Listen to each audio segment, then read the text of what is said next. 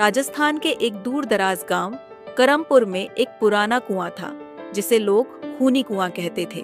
कहा जाता था कि उस कुएं में कुछ ऐसा है जो रात के समय किसी को भी निगल जाता है। सूरज ढलते ही गांव वाले उस रास्ते से भी नहीं गुजरते थे जहां वह कुआं था। पिछले कुछ वर्षों में कई लोग उस कुएं के पास से लापता हो चुके थे।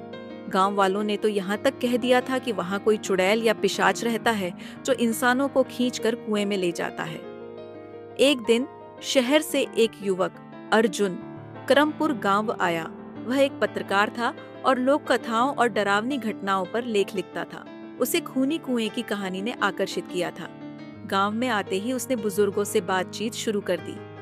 एक बूढ़े आदमी हरिया काका ने कांपती आवाज में कहा, बेटा, उस कुएं में मौत बसी है। पिछले साल मेरा बेटा रामू रात में वहीं से लौट रहा था, फिर कभी नहीं मिला। सिर्फ उसकी चप्पल मिली, और वो भी कुएं के पास। अर्जुन को लगा ये बस अंधविश्वास है। उसने तय किया कि वह खुद उस कुएं की सच्चाई जानेगा। अर्जुन ने तय किया कि वह रात 12 बजे कुएं के पास जाकर निगरानी करेगा। गांव वाले उसे रोकने लगे, लेकिन उसने किसी की बात नहीं मानी। वह कैमरा और टॉर्च लेकर कुएं के पास चला गया। चारों तरफ सन्नाटा था। सिर्फ झींगुरों की आवाजें और हल्की हल्की हवा की सरसराहट सुनाई दे रही थी।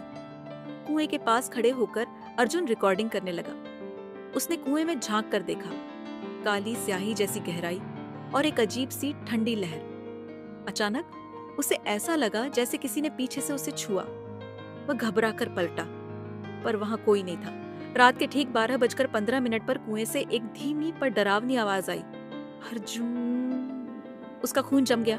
उसे लगा यह उसकी कल्पना है, पर तभी आवाज दोबारा आई, और इस बार थोड़ी ज्यादा साफ, जैसे कोई स्त्री उसे बुला रही। अर्जुन, नीचे आओ, मुझे मुक्त करो। वह लड़खड़ा गया, लेकिन उसके पत्रकार मन ने उसे रोका। नहीं, मुझे सब रिकॉर्ड करना है, सच्चाई सबके सामने लानी है।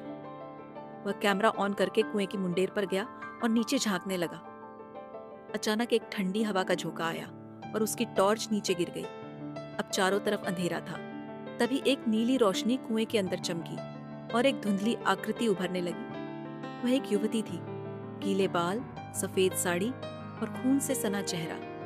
वह हवा में तैरती हुई बाहर निकली। अर्जुन डर के मारे कांपने लगा, पर उस युवती की आंखों में डर नहीं, एक गहरी पीड़ा थी।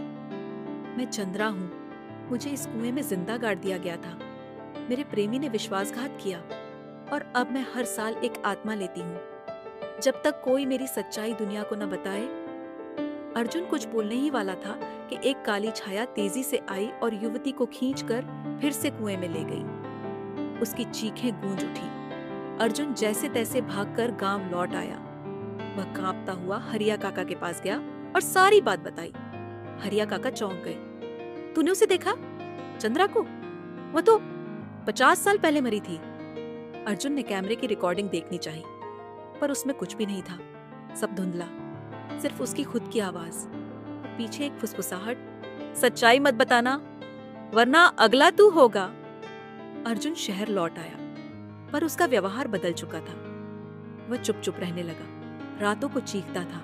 उसके दोस्तों ने उसकी हालत देखकर कैमरा चेक किया। कैमरे की एक छुपी फाइल में एक वीडियो था। अर्जुन कुएं के पास खड़ा था और उसके पीछे धीरे धीरे एक साया आ रहा था, और अंत में सिर्फ एक चीख, फिर काली स्क्रीन। कुछ हफ्तों बाद अर्जुन लापता हो गया।